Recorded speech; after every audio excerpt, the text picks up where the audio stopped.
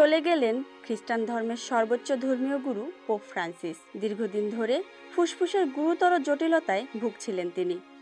৮৮ বছর বয়সে আজ সোমবার ভ্যাটিকানে কাসা সান্তা মার্তায় নিজ বাসভবনে শেষ নিঃশ্বাস ত্যাগ করেন তিনি।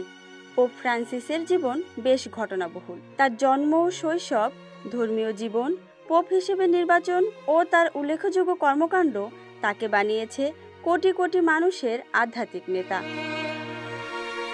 ভ্যাটিকানের দাপ্তরিক ওয়েবসাইট দি হোলি সি এর তথ্য মতে পোপ ফ্রান্সিসের আগের নাম জর্জ মারিও বারগোগ্লিও। পোপ বেনেডিক্ট ষোড়শ পদত্যাগ করার পর ২০১৩ সালের মার্চ মাসে কার্ডিনাল জর্জ মারিও বারগোগ্লিও ক্যাথলিক চার্চের নেতৃত্ব পান।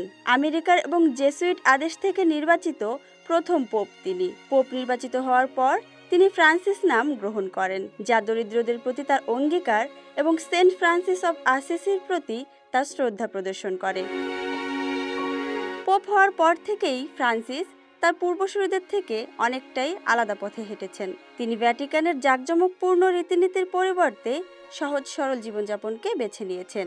দরিদ্রদের কাছে ছুটে গেছেন, শরণার্থীদের বুকে টেনে নিয়েছেন, আর জলবায়ু পরিবর্তনের মতো গুরুত্বপূর্ণ বিষয়ে বিশ্ব নেতাদের কাছে জোরালো বার্তা দিয়েছেন।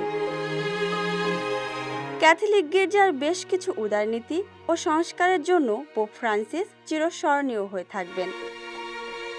ধর্মযাজকের হাতে যৌন নির্যাতনের শিকার ব্যক্তিদের এবং কানাডার আদিবাসীদের কাছে আনুষ্ঠানিক ক্ষমা চেয়ে আলোচনার জন্ম দিয়েছিলেন পোপ। এছাড়া সমলিঙ্গে যুগলদের আশীর্বাদ করতে রোমান ক্যাথলিক যাজকদেরও অনুমতি দিয়েছিলেন তিনি।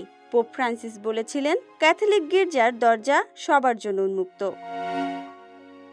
১২ বছর ধরে রোমান ক্যাথলিক চার্চের নেতা হিসেবে দায়িত্ব পালনকালে পোপ ফ্রান্সিস বেশ কয়েকবার হাসপাতালে ভর্তি হয়েছেন। ২১ বছর বয়সে তার একটি ফুসফুসের কিছু অংশ কেটে ফেলতে হয়েছিল। শরীর কিছুটা দুর্বল হলেও তার উদ্যম ছিল অটুট। বিশ্বের নানা প্রান্তে ছুটে যেতেন তিনি, দিতেন শান্তির বার্তা, বলতেন ভালোবাসার কথা।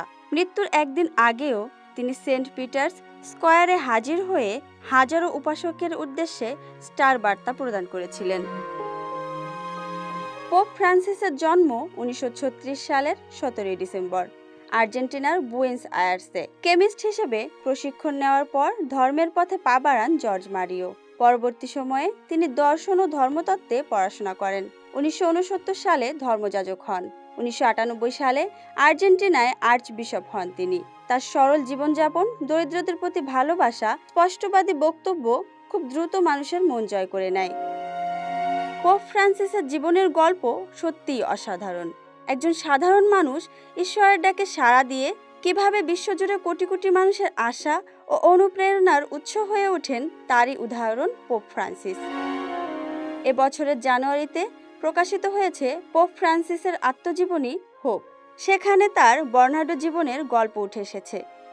Dhaka express, news desk.